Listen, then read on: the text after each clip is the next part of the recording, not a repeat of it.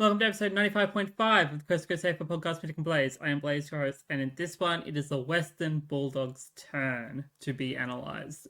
This is going to be a very interesting one because the Dogs are a team that have always been on the cusp of finals, but never really get into finals. We know they're a much better team than what their performances say that they are. The stats definitely show that. The players that they have definitely show that. And yet they're always just never quite there.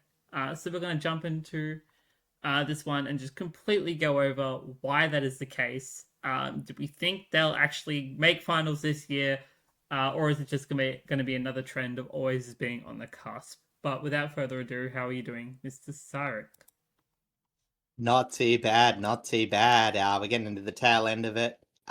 We've got the Western Bulldogs ahead of what I have deemed to be the Western Coast Eagles, because alphabetically I've just decided that that's how we're going to approach it. But yeah, as I said, it is such an interesting case. Honestly, a lot of teams that I find, like the Western Bulldogs, I always find to be fun. Whereas like a team with such defensive flaws that still just like pump out scores can often be very fun to watch. But we'll go through the Bulldogs and we'll see where the legitimacy sort of comes from, where we're sort of a bit iffy on them. But they are definitely one of the most, well, not even bipolar teams in the league. But yeah, as I said, I'm just ready to rip into them. Yeah, I agree with you in the fact that the Bulldogs are very, very fun to watch. They have such interesting players. And I know a big one especially one that I talked about last preseason, was Liberatore, because he's just such a fun character. But like just the entire well-roundedness of this team, in terms of like midfield and forward especially, is what makes this team so fun. Even if they do suffer a lot in their defense, we'll talk about that. We have already talked about that at length before, that their defense is quite patchy. But like just for what the Dogs are able to always kind of show, it's always been such a joy.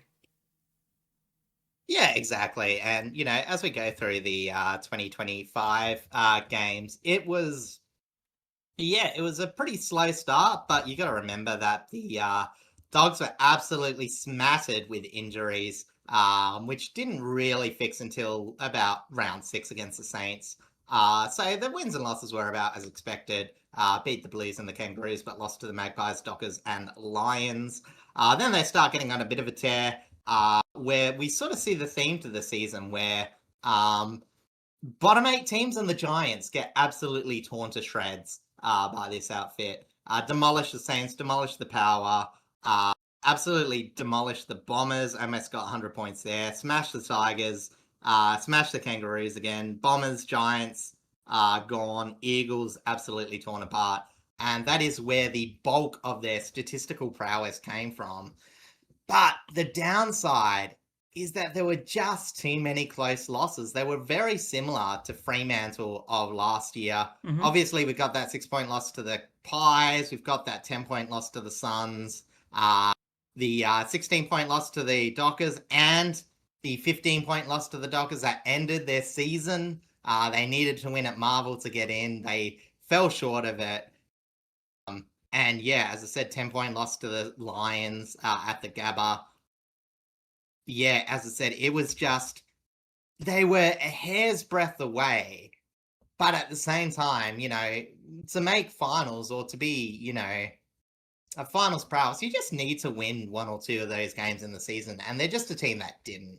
Obviously, the Giants were probably the best team that they really beat this year. And otherwise, you know, as I said, it was just, you know, smashing up the bottom feeders, really. Yeah, Because they're, in hindsight, a very easy draw for them. yeah, like they've always been very statistically they've always been very, very good at teams below them. At least statistically. When teams above them statistically, they always seem to struggle in terms of, like, they're able to get close, as you can see. Like, they are able to get very, very close, but they're always kind of either run out of legs in the fourth quarter, or their accuracy just isn't there at some cases. It's a weird mixed bag of like where Yeah. their highs and their lows are when it comes to these bigger games. And I will say this because honestly, it's taken a bit of a holiday for a couple of years. We haven't really heard the term thrown around much, but are the Western Bulldogs flat track bullies? That's what I want to ask you, Blazy. I mean, when you look at it on paper, it tells you that they are. But Yeah. in the reality of it, I think they're just a team that crumbles under too much pressure. I think that Mm, they, especially in their defense, and obviously, defense is always the bigger talking point when it comes to the Dogs. Obviously, the big key moment of the past couple of years is a player like Rory Lobb having to move into defense mm. because they're missing so much down there. And it turns out he's actually a pretty good defender. Who knew? But that's sort of where the Dogs are kind of at because they have a fantastic midfield team. They have a fantastic Mm. forward line that continues to really strongly develop. But there's their defense just gets walked over by the better forward lines and by better pressure from the midfields, and it really shows that like they really just struggle to capitalize on on the bigger moments in those sorts of games. Yeah, exactly. Because as I said, I think the top teams, and especially when we see some of these games, like the Crows game, 109 to 98, the Cats game, 113 to 127. Like it doesn't matter how good their offense is, if opponents can just rack up scores the other way. But as I said, we'll break down the stats, and this is going to be very interesting because again, it's almost a bit pointless going through their stats by just how dominant they were against the lower teams. Like a lot of these came from about a lot of these stats came from about 10 games. Yeah. So we'll preface it with that. But overall, they did lend to some fantastically high season statistics. Goals per game, they had 16 in the 16, which is first in the league. Shots, they had 31.1 a game, which is tied first in the league. Their accuracy, 53.3, which is first in the league. The number of inside 50s, 56.4, second in the league. Time in forward half, 53.8, first in the league. They had about 10% of the game more in their forward half than Richmond did. Goals per inside 50, 28.4, first in the league. Chain to score 25.3, first in the league. Inside 50 retention rate 50.4, second in the league. Their defensive half and centre bounce score was first in the league, and their forward half score was second in the league. Their stoppage score was 47, first in the league. Tackles inside 50, 12.2, third in the league. Inside 50 ground ball gets 19, first in the league. Marks inside 50, 14 per game, second in the league. Mark inside 50, rate 24.8, fourth in the league. The only thing that was a bit down was their offensive one-on-one win rate, 26.1, seventh in the league. And they went on one-on-one a fair amount, 12.3, third in the league. So, again, I think that actually hints to where they sort of broke down a bit. Like their forward line was very good, but against the better defenses, like they just held them enough.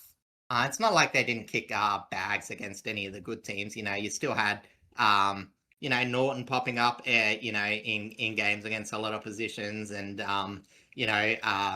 the early season, Sam Darcy obviously had fantastic games, especially against the Magpies early on. Mm-hmm.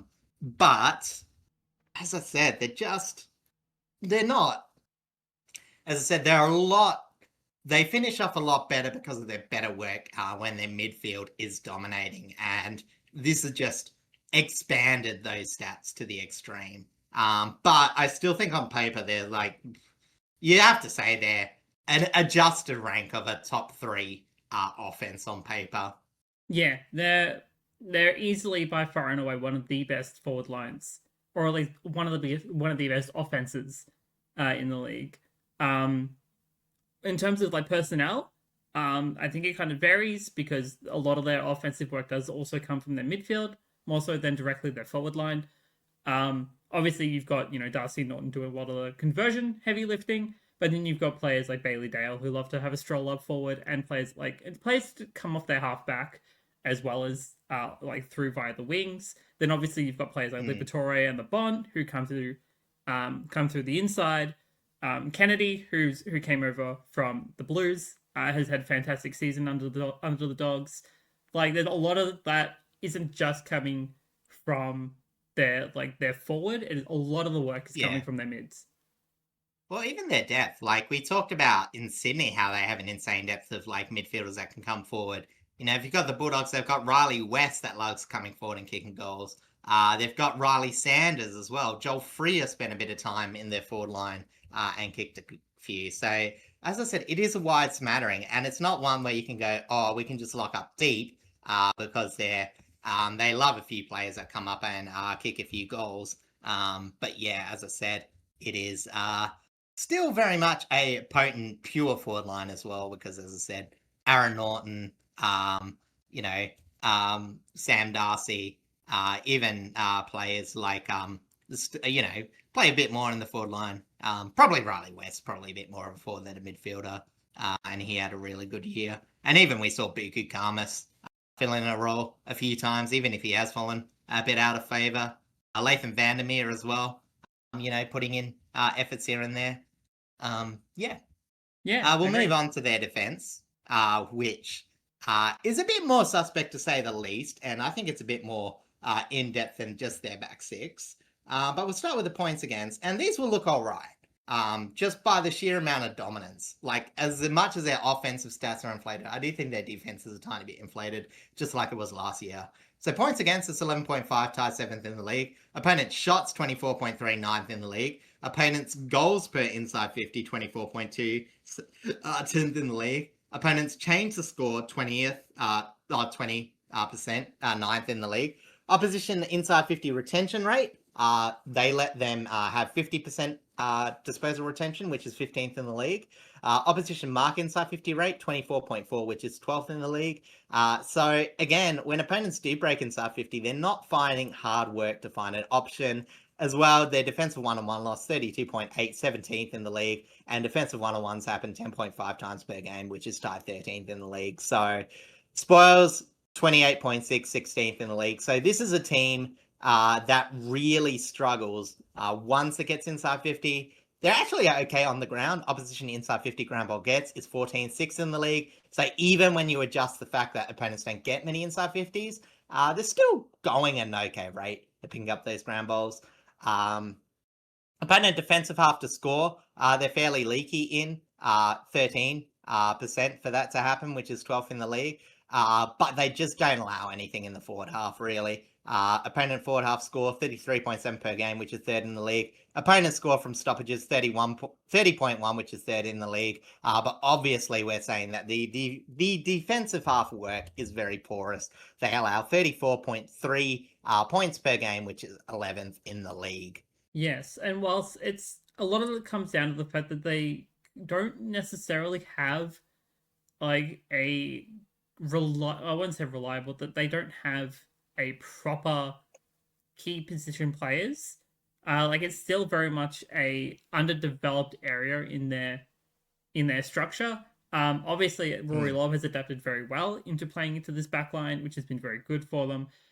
They have like O'Donnell that they've had down there now, Buku Karmas, who's been a little bit in and out recently. But there's just no major consistency in their defense, and that's where a lot of this kind of lapse kind of comes in. And it's not entirely on the defensive like as a whole. Like a lot of their some couple of the mids do struggle a little bit when it comes to playing a little bit defensively, even though they are fantastic in a lot of other areas. I think it partially depends on opponents more so than just like an overall thing. I think in terms of like playing two way, they can do it very well against obviously a lot of the worse teams, quote unquote. Yeah. But in terms of a lot of the better teams who know how to get over this defense, they do struggle a little bit in keeping up with them. And that's a really good point. And I want to say, like, I actually did look because, you know, when you have teams like this, like, I looked at Geelong and, you know, like, there's a fair few amount of games where they were able to put in these massive numbers, even against the better teams. Obviously, the Geelong versus Western Bulldogs game is a prime example of this.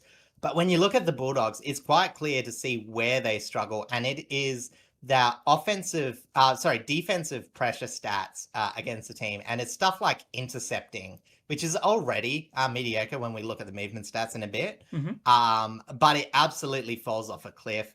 And also their opposition score off turnovers really ramps up against the top teams. So this is suggesting, that this is a defense that, it is just bad, but it's also bad from the center circle. Like their options coming out of the ground aren't as good. They just rely on, as I said, there's enough forward half game against the really crap teams to just keep that momentum going to get most of their statistical benefits. There's actually a video which I saw yesterday. I will give a bit of a shout out. It's by Daz Talks Football, and it says the Western Bulldogs' biggest weakness is not what you think. And he actually goes into some of those around the ground precious stats that the Bulldogs are lacking when it comes to top quality opponents. So again, it's really worth pointing out that, again, that's why some of these stats are the way they are. I still don't want to take away from just how good this top end is. As we go into the movement stats, where we get back to just some amazingly big stats. Disposals are 375.9 per game, which is first in the league. The differential is 24.3 possessions plus, which is second in the league. Meters differential is 412.5, second in the league. Although I will say that's another area that drops off a cliff. Like they had, I think, 4 1,000 meters plus games against the bottom 4, which, made a bulk of that. So their disposal efficiency is 74.6, which is first in the league. Inside 50 differential, 8.9, which is first in the league. Center clearance differential, 3+, which is first in the league. Stoppage clearance differential, 2.9, which is second in the league. And I will say, of all the stats, those stay the same against good opponents. Like, they are just overall one of the best clearance teams in the league. Their first possession differential, 2, which is 8th in the league. But they are really solid first possession to clearance, which is 78, which is first in the league. And they limit their opponent's first possession to clearance at a rate of 72.3, which is second in the league. So, as I said, they are a bit offensively based, but they do cover up their clearance mistakes at times. Intercept possession, as I mentioned before, this is the real one that's letting them down. Net 0, which is tied 9th in the league. But again, that swings heavily depending on their opponents that they get. Ground ball get differential, again, another one that stays still fairly solid against top teams. 6.4, second in the league. Mark differential is the one that stays a bit variable. 7.1, tied 5th in the league. Tackle differential, they're always a bit of a pressure team. 6.1, tied first in the league. Their D50 to forward 50 movement rate is 27.6, which is second in the league. And their defensive half to forward 50 rate, 3.7, second in the league. So, again, still some fantastic stats, and there's no doubt that there's just so much talent in that midfield.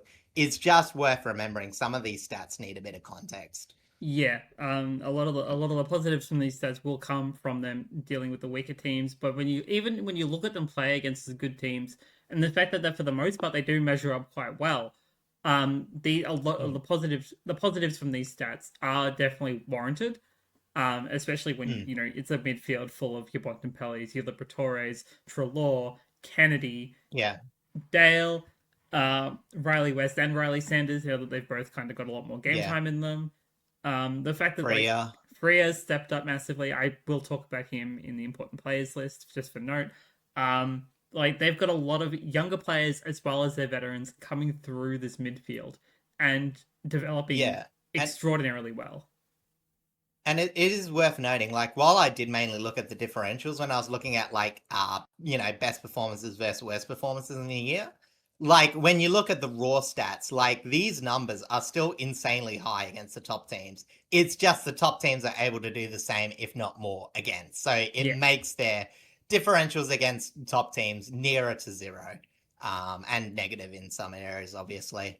So, as I said, these Bulldogs, they're almost a very honest team, really. Like, you know how they're going to function. They're a very set structure team. So what list changes have they made in 2026?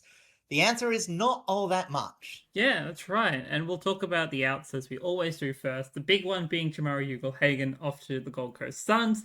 Obviously, we know he hadn't exactly played football in quite a while, with due to a lot of off-season troubles. We're hoping that him being up on the Gold Coast is a brand new change of pace and a change of scenery for him, and he's able to get back to loving football again. Delisted was Jason Johannesson, which I kind of get. It does bother me a little bit that he kind of just didn't really get a proper retirement. But I guess it Yeah. is what it is in that case. Caleb Poulter and Anthony Scott also delisted. And on the retiring side of things, Liam Jones and Taylor Duray. Duray going on to becoming a development coach at Richmond. Yeah, and it's very interesting because again, like Jason Diana, as you said, like didn't get a proper send off, but they still relied for him in 16 games last season, with no real option coming in. So, it's a tough call, and I do like the fact that, um, you know, you got to make some of these things because Caleb Porter's another one where his disposal was just not at AFL level, although he did some nice things at times. Anthony Scott was a tiny bit better disposal, but just didn't have much impact. But you know what I mean? It's like, when we talk about the ins, you maybe get a replacement with him, but they're just not sort of the same breed of player.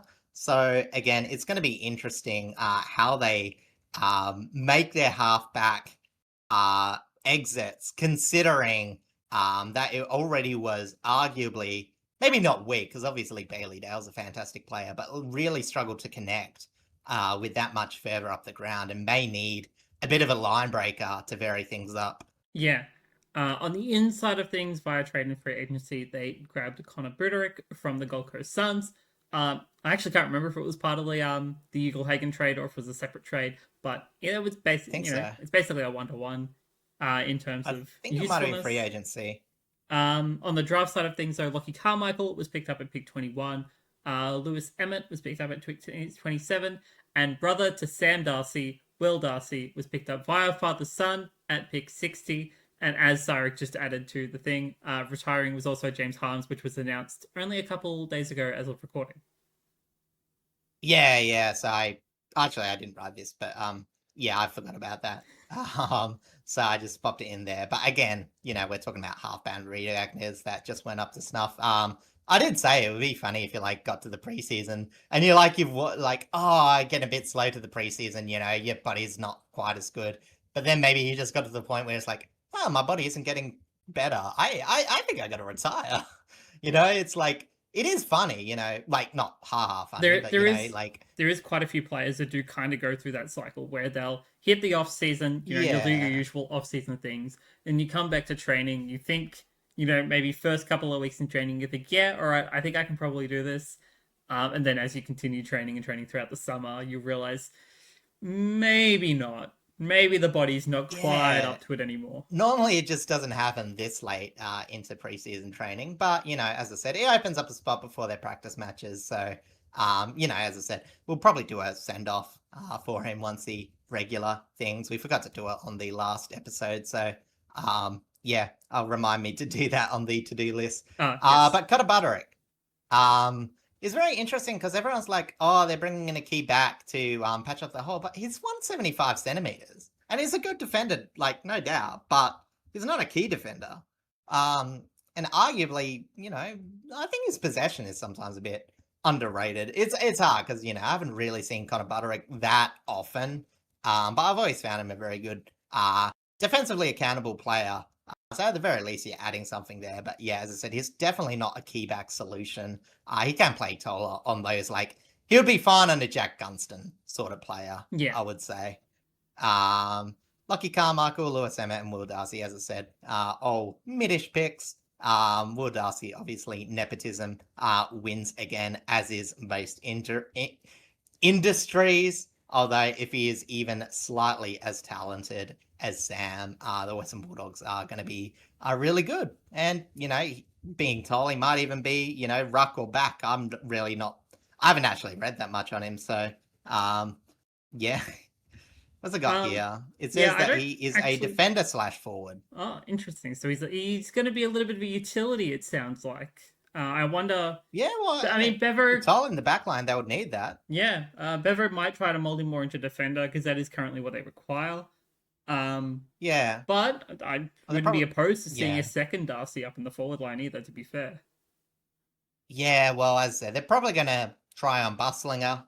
That's probably the next in line in the key defense, and he was, yeah, just a player. So I think if Bustlinger doesn't develop, they'll probably put more time in Will Darcy as a defender. But honestly, just wherever he's the most talented is normally where players go. So we'll wait and see for that. Yeah, definitely. All right, jumping over to our list of important players. And funnily enough, my top two are players that we've kind of already mentioned. I'll start with Riley West. He had an outstanding 2025, becoming one of the best tacklers inside 50 across the league, by the way. I think he was in the top five off the top of my head. And fantastic accuracy in front of goal. Combines well with Darcy Norton to make for a dangerous forward line. He's very lethal with his kicking, both from long range and close range as well. And he's just honestly, he's generally one of my favorite players to watch in this team. Yeah, if you cut out 10 or less games, then he is a top 3 player behind Paul Curtis and Lockie Schultz, with 1.7 tackles inside 50 per game, which is pretty good. Paul Curtis was 2.8 per game, I want to say. I think people forget just how good that aspect of his game is. But yeah, as much again, we're not talking about North Melbourne. Yeah, as much as North Melbourne are bad, Paul Curtis is one of the upsides, that's for sure. Yeah. So Riley West, as I said, is just one of those players that, it is very rare to get such a decent pressure player, still get that, offensive part of his game. To comparison, he played a few more games, so he still managed 69 shots to Paul Curtis's 63. Nice. So, like Paul Curtis, we're talking about a defensively minded player, that can kick a lot of goals, as I said, Riley West is not that far off it. And it, is really good company with some of his structure. As I said, it's just getting that balance to, against the wide range of opponents. But I think he's probably one of the most underrated players in that Bulldogs side. Yeah, agreed. Next on my list is Joel Freya. Obviously, we briefly touched on him just before. He's been playing a little bit more of a midfield role as of late, but has become a core part of the dog structure very, very quickly, despite being so young. Played every game in 2025, and while still has a lot to learn, he's very lively and ticks so many boxes for what the dogs require. He can run both ways. He's very quick, great hands, great kicks, very solid with his link ups when he needs to, when he's in that link up position, and just has combined really well with both the Bont, Kennedy, and Liberatore as well. Like he's just fit extremely well into the pocket of this midfield role.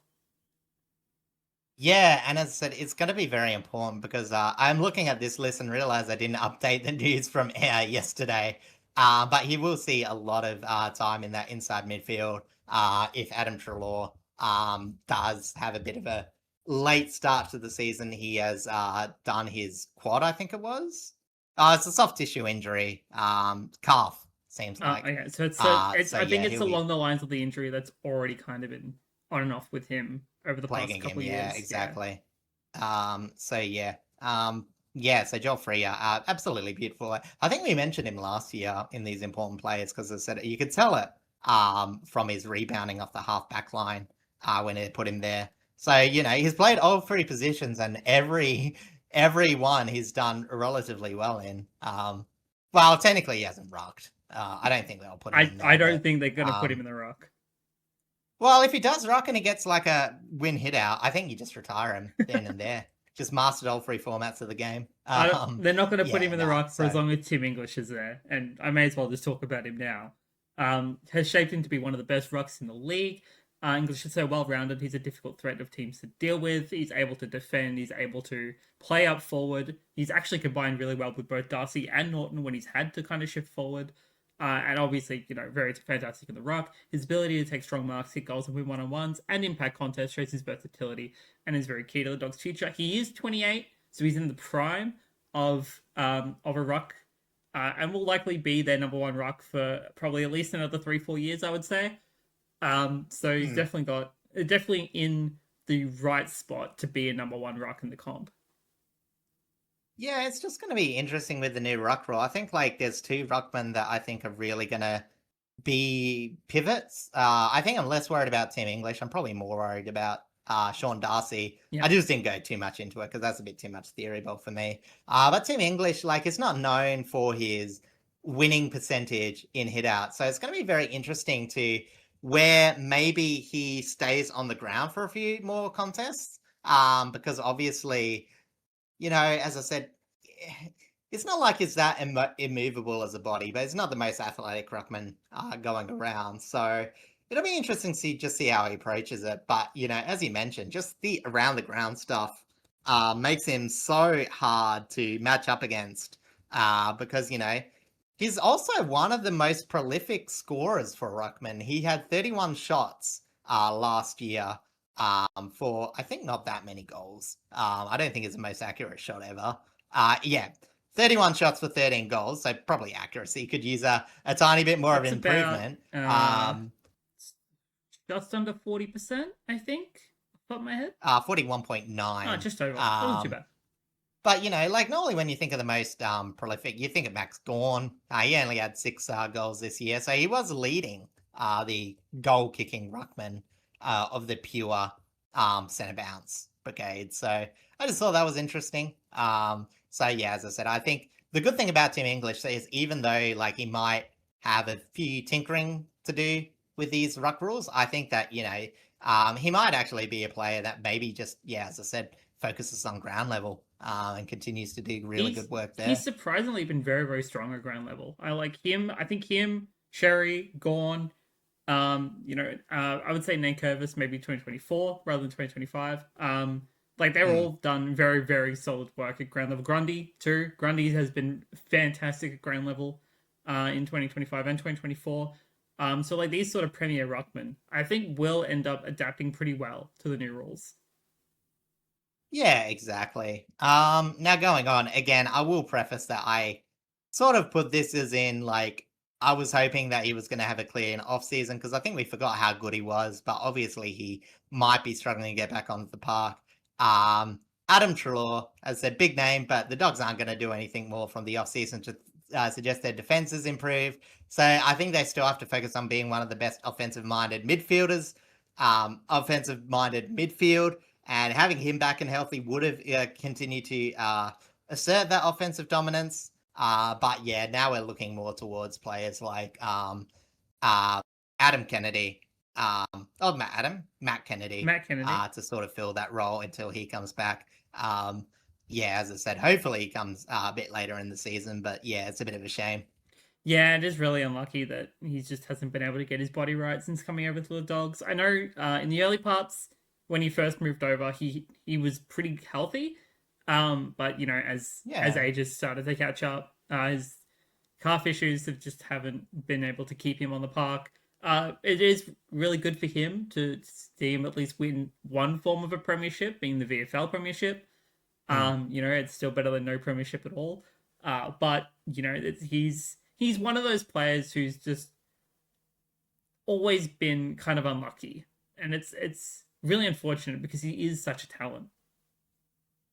Yeah, and as I said, people forget how good his 2024 was. Fairly mediocre performing Dogs outfit. 725 disposals for the year. Pretty big.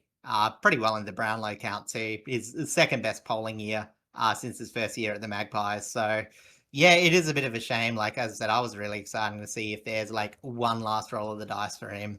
But as I said, I think it's just, in the absence of Treloar, I will say that the Bulldogs will need to work on keeping that forward connection, midfield connection, because obviously they're going to put a lot of their plan around Sam Darcy. So you know what I mean? It's they need a good supply to keep that because he has a very sticky hands and a great shot for goals. So you keep him supplied, they should be going all right. Yeah, absolutely. We will, however, talk about the back half of the game. I know we haven't actually listed for as many players as, despite them having that huge hole there. And that's really because I don't think there's too many players that can take too big a leap in that back half. I don't really know where that's going to come from. But I do actually still have some belief in James O'Donnell. I actually thought he had some good games in 2025. He's still overall a defensive liability that hasn't got the greatest kick. Mm-hmm. But I think if he bulks up a bit more in the presence of... in the defensive doggies... If he bulks up and has a bit more presence in defense, the doggies won't care as much about his disposal, as that's what they really need to aim for. It's about, if he can prevent some of their poor disposal going into direct goals, that might go a long, long way of, again, because while they are a defensive liability, they aren't exactly losing too many of these games. So, that can be the 1 or 2 goal swing per game save that they need to be a really big threat in this 2026 season. Yeah, you're mostly looking at him to kind of improve in terms of the more niche stats, rather than just pure disposal. So like your one-on-one contests, spoils, intercepts, ground balls, some of the things that aren't necessarily pure disposal, pure disposal numbers, but more the things that just prevent, your opponents from scoring from inside 50.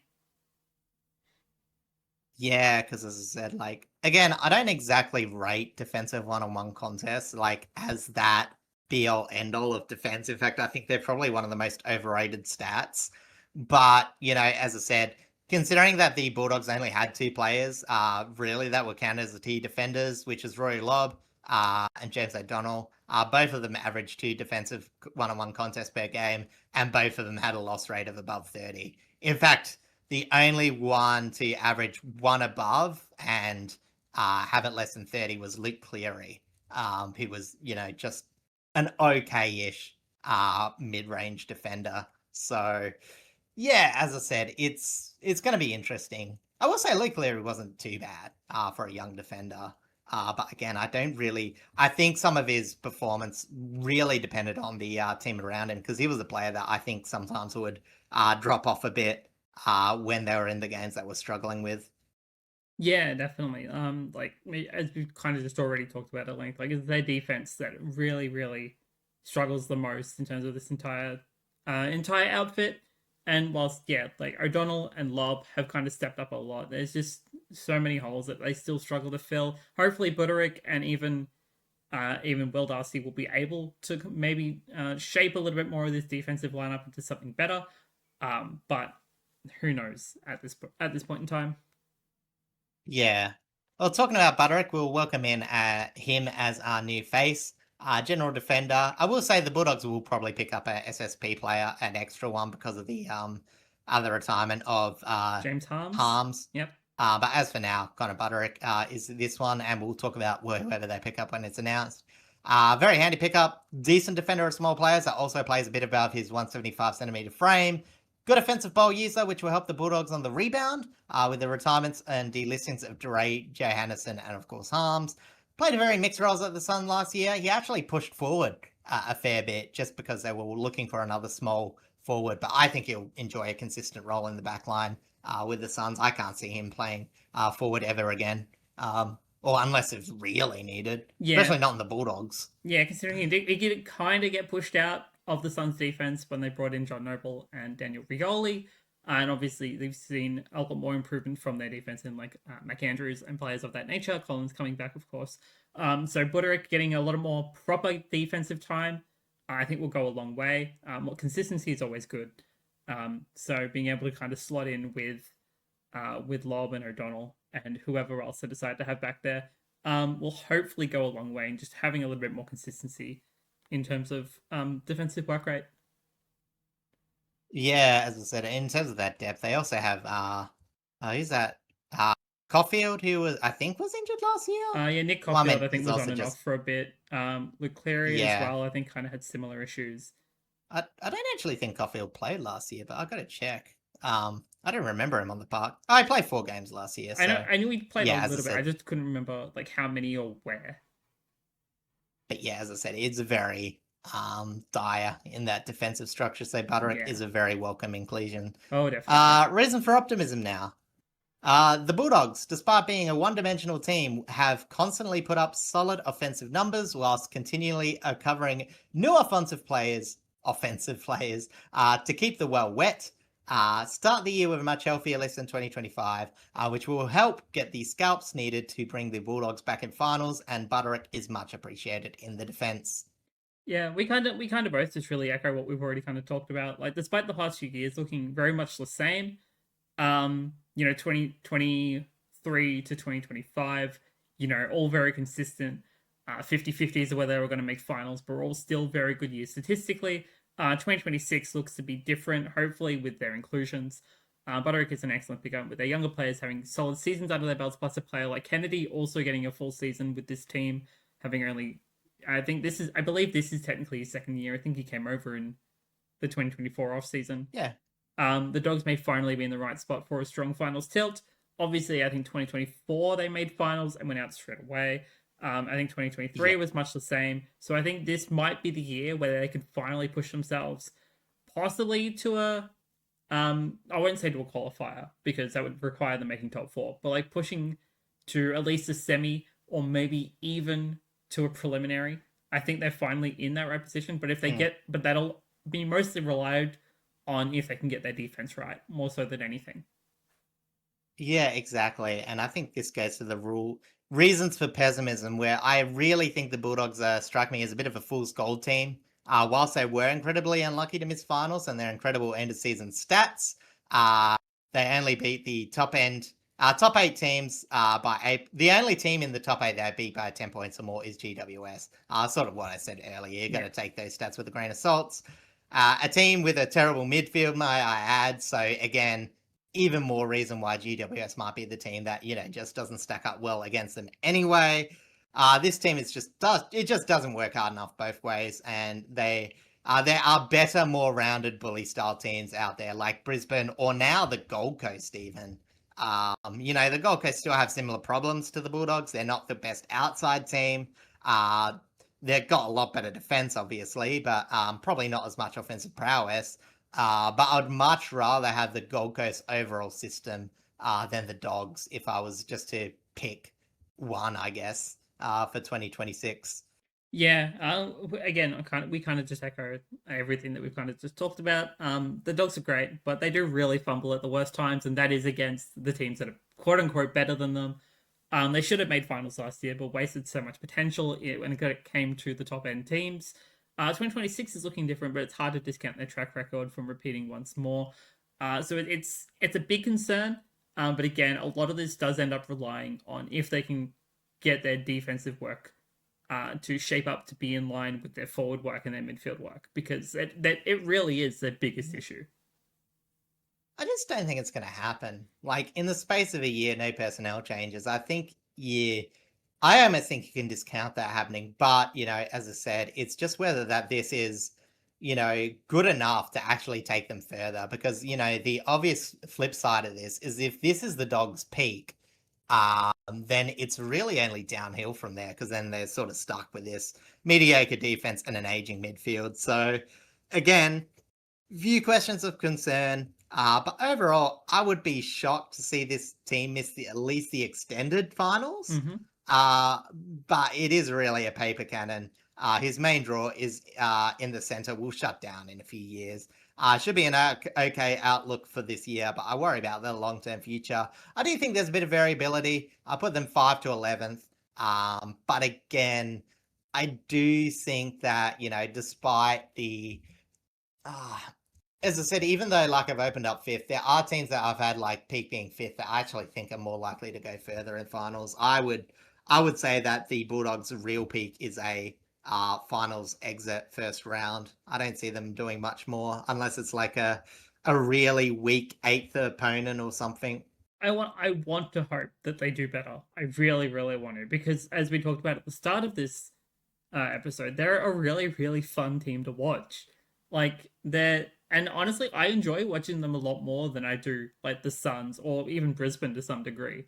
But I just there's still just those question marks about whether their defensive efforts in the back half are going to be enough to stifle some of the top end teams, or even if is their forward line still going to be just as potent? There's still so much we don't really know right now. Yeah, it is funny though, because there's a weird parallel, and you're not going to understand this. But in the NFL, there was a year with who was it? The quarterback for the Tampa Bay Bucks, Jameis Winston. And the Bucks were a pretty terrible team. They had an awful defense. But Jameis Winston had a 30 touchdown season with 30 interceptions. 30 touchdown is very above average for a quarterback. And this just sort of reminds me of this Bulldogs team, where, as I said, no matter how good they are, they're almost always limited by their own existence, which I just think caps them off a bit too much. It is hard to see them extending out of that. But, as I said, their core isn't terrible. It's just, yeah, as I said, because they rely so much on their midfield, it is going to be a hard transition when they push away from it. I know we're looking at fewer teams' long-term future more than we had others, and it's maybe a bit unfair, but yeah, the Western Bulldogs, it's going to be very interesting where they go from here. Because yeah, a bad year, you can see Bevo getting fired, and then it's like, well, do you sort of change what you have? You know, like you're going to have such a set system, players are used to playing a certain way. It's going to be very hard to go away from it. But if this is their peak, they're going to need to do it to win a premiership. Yeah, it's exactly right. Like they have some fantastic players, like some that they've had for multiple years at this point. Some that I believe played in the 2016 Premiership that are still somehow around. Liberatore Mm. kind of being the big one at the moment, I guess. Um, but I think Bond was there, wasn't he? uh, yes, I can't remember. I'm pretty Yeah, sure he's because in. Bond was around when the Bulldogs were crap. Yeah, that's right. Okay, yeah. So there's still a few players around from the 2016 Premiership era. Um, but like this period of time right now is probably like they're probably 1 or 2 years off of having to start thinking about a proper rebuild because you're going to start losing all of this top end talent that shapes your midfield. Mm. Yeah, and they'll still have some cool, like, in a couple of years' time, Bailey Williams will be like a veteran player. Bailey Dale will be on the end of his career. You'll still have the end of Norton, English, Richards, Kennedy. So there's stuff to work with there. I'm not gonna say it's all doom and gloom, No, but absolutely not. yeah, as I said, I do think that this is the last year they can push this style. If they're not gonna win a premiership. And I've got doubts on it, but if they win it, this might be just a cap off of a very interesting, aggressive style of football. Yeah, out of the current teams that are definitely like majorly in contention, I want to hope that the Dogs can keep up with that.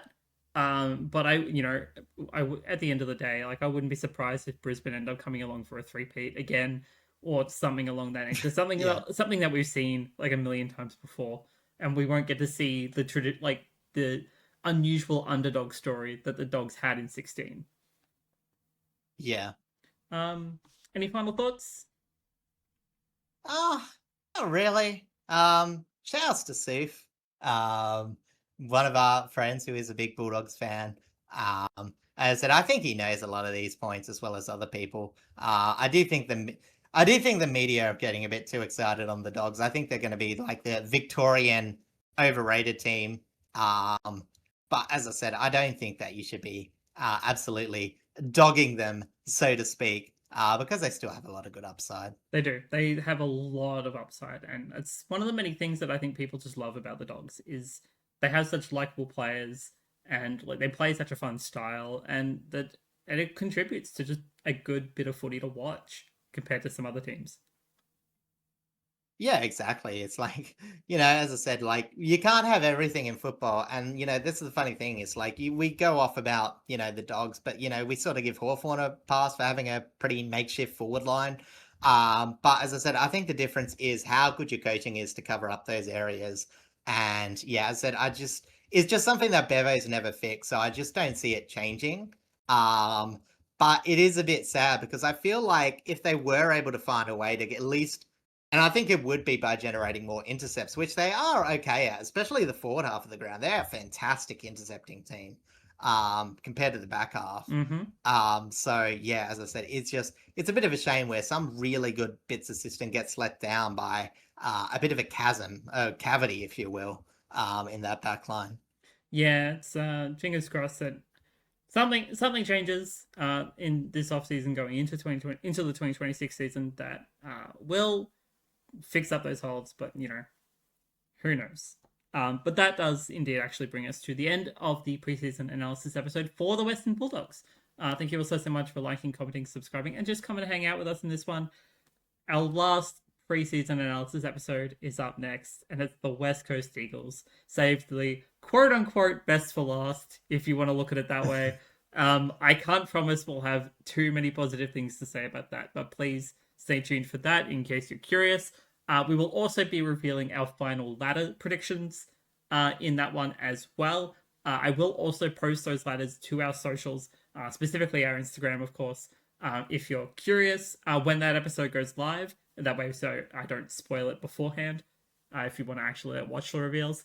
But yeah, we're nearly done, and we're ready to get back on track with our usual sort of flow of things. We're very much looking forward to the preseason games coming up very, very shortly, and then the actual season itself starting in give or take a month from now, which is very, very exciting. I'm looking forward to it. So until then, thank you all so much, and we will see you all next time. Take care.